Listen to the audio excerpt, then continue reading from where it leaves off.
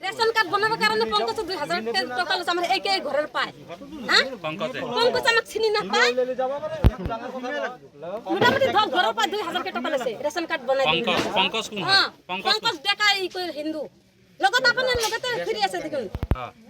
কি লইছে পয়সা হ্যাঁ হিয়ে লইছে কি নামত লৈছে হ্যাঁ কি নামত লইছে এই রেশন কার্ড বানাই দিন বুলি কৈছে কিমান হলনে লৈছে ৰেচন কাৰ্ড আপোনালোকৰ হ্যাঁ হলনে ৰেচন এটা আমি এবাৰ বনাইছো আমাক জিতু বনাই দিছে নে কিমান টকা লৈছিল 2000 কে লৈছে ঘৰে ঘৰে এ নীলসনেৰ পাই লৈছে হয় আকৰামৰ পাই লৈছে সহিৰৰ পাই লৈছে এনেকে টকা লৈছে আৰু পঙ্কজ আমাক চিনি নাপায় গাঁৱৰ মানুহ বুলি